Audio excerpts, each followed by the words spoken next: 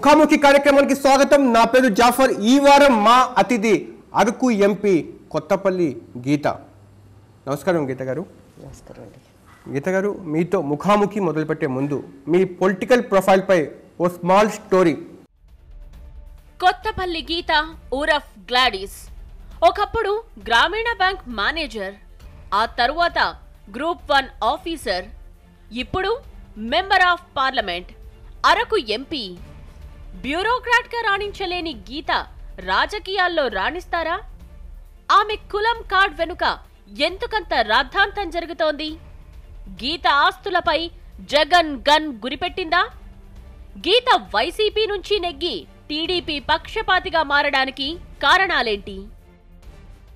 ఇప్పుడు ఎంపీ గారి అంతరంగాన్ని ఆవిష్కరిద్దాం. ఎంపీ గారు, అంటే నా వ్యక్తిగత అభిప్రాయం ఏంటంటే, మీరు సామాన్య దళిత కుటుంబం నుంచి వచ్చారు. దళితులు సామాజిక చైతన్యంతో పాటు రాజకీయాల్లో రావాలి, ముఖ్యంగా మహిళలు రావాలని నా వ్యక్తిగతమైన కోరిక, అభిలాష.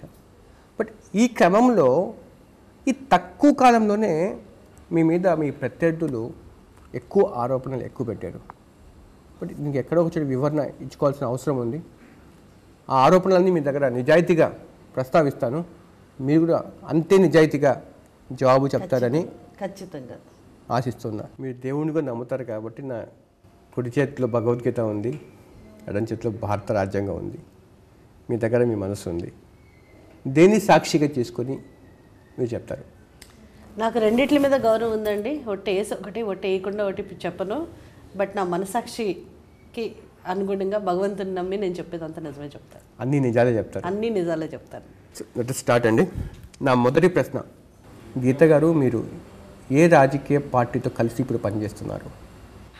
ఇండిపెండెంట్గా పనిచేస్తున్నానని చెప్పాలి. మీకు రాజకీయ భిక్ష పెట్టింది వైసీపీ.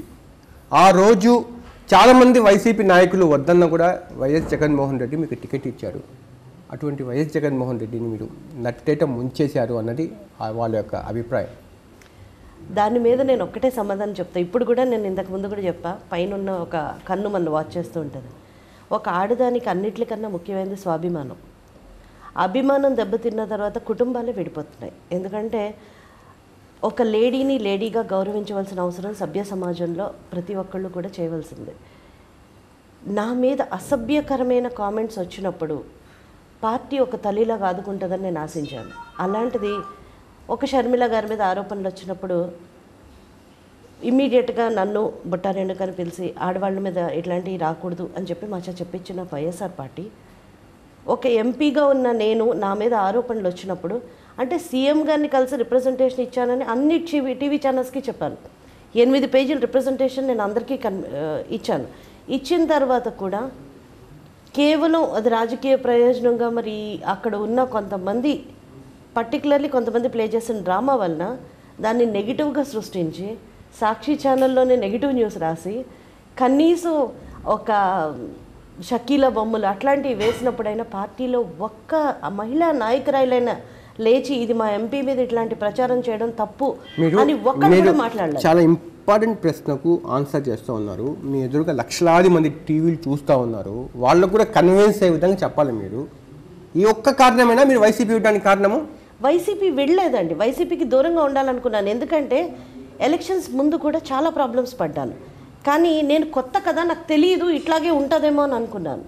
కానీ నేను పర్టికులర్గా టార్గెట్ అవుతున్నాను, నన్ను కావాలని ఇగ్నోర్ చేస్తున్నాను. ఎవరు టార్గెట్ చేశారు?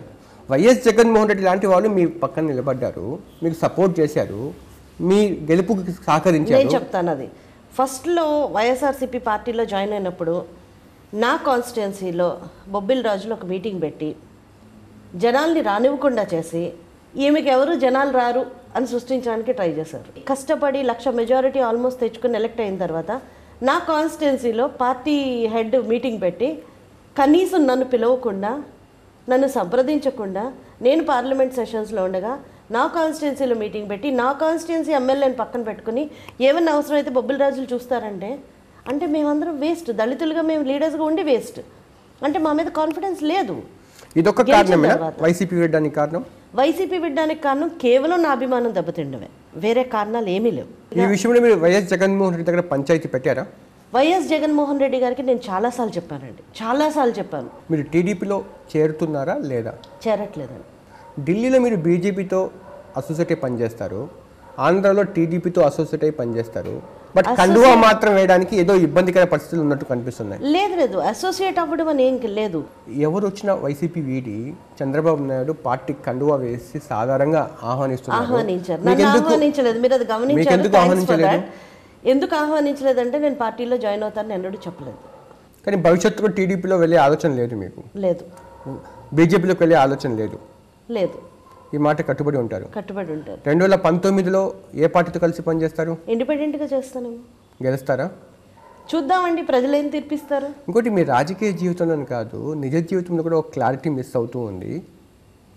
మీ సర్టిఫికేట్ సంబంధించి, కుల ధృవీకరణ సర్టిఫికేట్ సంబంధించి మీరు ఎస్సీనా ఎస్టీనా? ఇప్పుడు యాక్చువల్లీ అది క్లియర్ అయిపోయింది కదా, గజెట్ కూడా వచ్చేసింది ఎస్టీ అని. మీ తండ్రి జాకబ్ ఎస్సీ అని చెప్పి ఈస్ట్ గోదావరి కలెక్టర్ కూడా 1993లో మా తండ్రి గారైన జాకబ్ గారి విషయంలో ఆ రోజు ఎంక్వైరీ జరగకుండా జరిగింది. దాని మీద మేము కోర్టుకు వెళ్ళాం. కోర్టు యాక్చువల్లీ తర్వాత ఇప్పుడు ఆరోపణలు చేసినప్పుడు కూడా విచిత్రంగా ఏంటంటే 1993లో ఇట్లా జరిగింది అంటున్నారు. మరి 2001 సంవత్సరంలో నేను కోర్టు నుంచి మంగపతిరావు ఆర్డర్ని కంప్లీట్గా error apparent on the face of the joint collector. చాలా కన్ఫ్యూజన్. అంటే మీరు ఎస్టీ అని క్లెయిమ్ చేసుకుంటారు, మీ తండ్రి గారు ఎస్సీ అని చెప్పి 93లో ఆయన రికార్డ్స్ లోనే ఎస్టీ అని ఉంది. కానీ మీ బ్రదర్ కుల ధృవీకరణ సర్టిఫికేట్ మాత్రం బీసీ అని ఉంది. ఎస్సీ బీసీ ఎస్టీ ఎలా సాధ్యమైంది ఒకే కుటుంబం? అదే నేను అనేది క్లారిటీ. మా brother he was almost like he didn't know anything. ఏమైందంటే తను సరి అయిన సర్టిఫికేట్స్ రికార్డు సబ్మిట్ చేయకపోవడం వల్ల ఇప్పుడు కాస్ట్ సర్టిఫికేట్లో ఆరోపణ అన్నది చేసిన తర్వాత ప్రూవ్ చేసుకోవాల్సిన బాధ్యత నాది. ఎంపీ గారు, అంటే చాలామందికి ప్రభుత్వ ఉద్యోగం అనేది కలలా ఉంటుంది. మీరు గ్రామీణ బ్యాంక్ మేనేజర్గా పనిచేస్తారు, రిజైన్ చేశారు. ఆర్డీఓగా జాయిన్ అయ్యారు, ఆ ప్రెస్టీజియస్ పోస్టింగ్ కూడా రిజైన్ చేశారు. ఏ రాజకీయ లక్ష్యాల కోసం మీరు? రాజకీయ లక్ష్యం కోసం రిజైన్ చేయలేదండి. మీరు ఉద్యోగం చేస్తున్నప్పుడు ప్రభుత్వ నిధుల దుర్వినియోగం కూడా మీ ఆరోపణలు ఉన్నాయి. ప్రభుత్వ ఖజానాలు చేయాల్సిన నిధులు అది కూడా చెప్తాను, మీ యొక్క రిలేటివ్స్ యొక్క అకౌంట్లో చేరాయి అనేది ఒక అది కూడా చెప్తాను. అది ఏమైందంటే యాక్చువల్లీ నా సంతకం ఫోర్జరీ చేయబడ్డది అని చెప్పి నేను ఆల్రెడీ కోర్టుకి, అది ఏమంటే వితౌట్ ప్రాపర్ ఎంక్వైరీ వాళ్ళు రిపోర్ట్ ఇచ్చేసి ఫస్ట్ సస్పెండ్ చేశారు. నేను జాబ్ మానేయడానికి అది కూడా ఒక కారణం. అప్పుడు వరకు పేపర్స్ అన్నీ కూడా అవినీతి అంతం గీత పంతం అని హెడ్డింగ్స్ పెట్టి రాశారు. గీత ఎంత కష్టపడుతుంది అంత కష్టపడుతుంది అని రాశారు.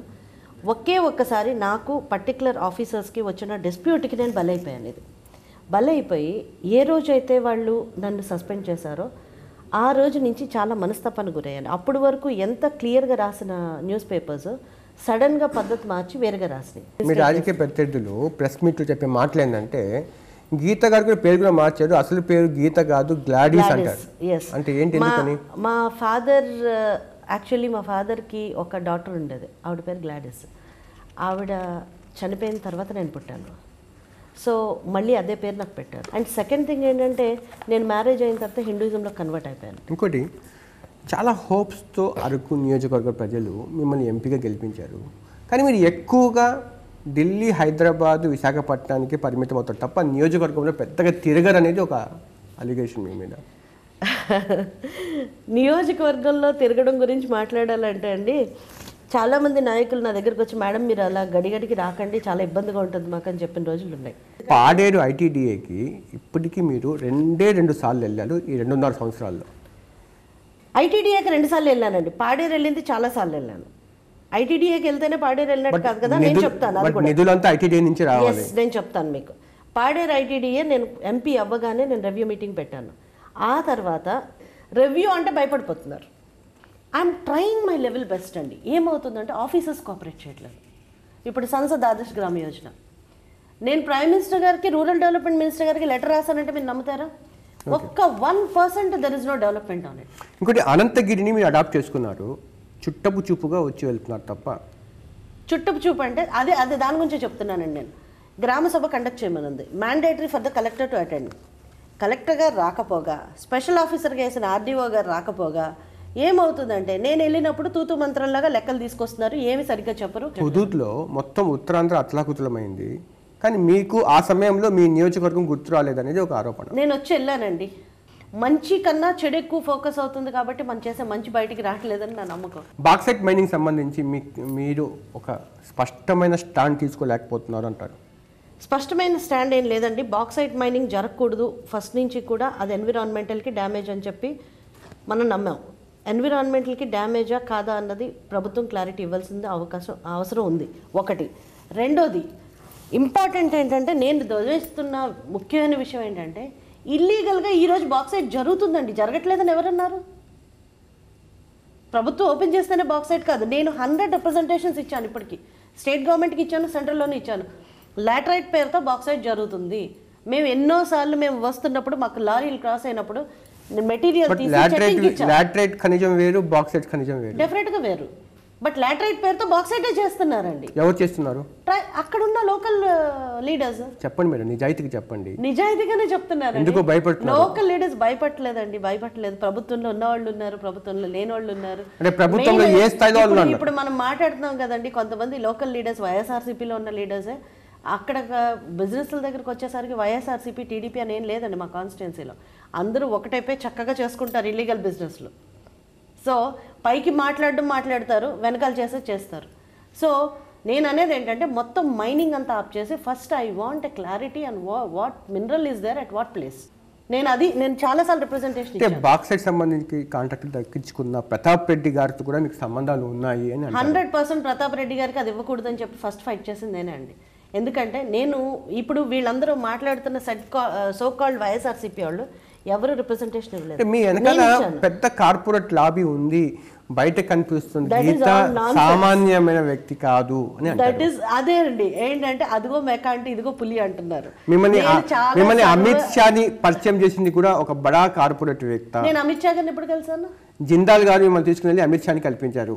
రాంగ్ అండి, 100% రాంగ్, 100% రాంగ్.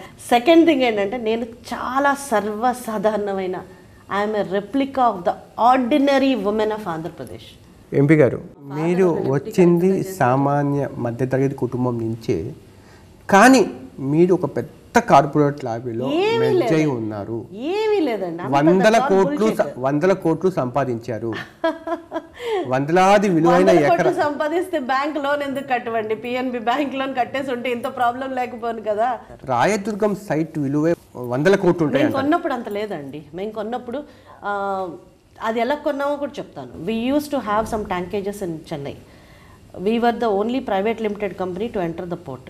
మాకు వచ్చిన షేర్లో ఉన్న ప్రాపర్టీస్, ఇక్కడ వైజాగ్లో ఒక కాంప్లెక్స్ ఉండింది, హౌస్ ఉండింది, ఇవన్నీ కూడా మొత్తం లిక్విడేట్ చేసేసాం. మొత్తం లిక్విడేట్ చేసి వచ్చిన అమౌంట్ అంతా తీసుకెళ్ళి రాయదుర్గం ప్రాపర్టీ మీద పెట్టాం. అది ఇప్పుడు సబ్జూడియస్ మ్యాటర్, బట్ స్టిల్ నేను ఒక క్లారిటీ ఇవ్వదలుచుకున్నాను. ఒక పేపర్ వాళ్ళు 1982 నుంచి నేను భూజ కబ్జాల్లో ఉన్నాను. నేను 6th క్లాస్ చదువుతున్నానండి. దానికి సంబంధించి నా దగ్గర ఆధారాలు ఉన్నాయి, నేను చెప్తాను. ఈ ఆధారాలు సంబంధించినవి చాలా వ్యవహారాలు బయటకు వస్తాయి. నేను చెప్తాను, వినండి. మీరు సాధారణంగా పంజాబ్ నేషనల్ బ్యాంక్లో, అంటే ఏ ప్రభుత్వ రంగ బ్యాంక్లో సామాన్యుడు 10,000 రూపాయలు లోన్ తీసుకుంటే 100 రకాల ప్రశ్నలు వాళ్ళు అడుగుతారు, 1000 రకాల షూరిటీస్ అడుగుతారు. మాకు కూడా 1 year పట్టిందండి బ్యాంక్లో లోన్ తీసుకోవడానికి, కానీ ఓవర్ నైట్ ఇవ్వలేదు మాకు. అండ్ సెకండ్ థింగ్ ఏంటంటే, ఇట్ ఇస్ సబ్జెక్ట్ మ్యాటర్. 25 కోట్లు లోన్ తీసుకున్నారు. 150 crores ప్రాపర్టీ వాళ్ళు ప్లెడ్జ్ చేసుకుని 25 crores ఇచ్చారు. ఆ 25 కోట్లకు సంబంధించి మీరు పెట్టిన కొరటల్ సెక్యూరిటీ సంబంధించిన ల్యాండ్ కూడా చాలా రకాలుగా చాలా రకాలుగా లోపాలు ఉన్నాయి. సిబిఐ ఛార్జ్ షీట్ తీసుకున్నారా? ఇవన్నీ మీరు సిబిఐ ఛార్జ్ షీట్ తీసుకుంటే అందులో మీకు అర్థమయ్యేది ఏంటంటే, డాక్యుమెంట్ గురించి సిబిఐ వాళ్ళు ఏమీ కామెంట్ చేయలేదండి. నాకు ఉన్నాయి, ఎవిడెన్స్ ఉంది. అండ్ డాక్యుమెంట్ గురించి కామెంట్ చేయలేదు. వాళ్ళు కామెంట్ చేసిన దేని మీద అంటే, డైవర్షన్ ఆఫ్ ఫండ్స్ మీద ఎక్కువ కామెంట్ జరిగింది. అండ్ పాయింట్ నెంబర్ 1 అది. Point number 2, it is a subject matter of the CBI court. So CBI కోర్టులో మ్యాటర్ ఉన్నప్పుడు it is sub judice that we should not discuss it outside. అలా అనుకుంటే రోజు లక్షల మాట్లాడలేదు.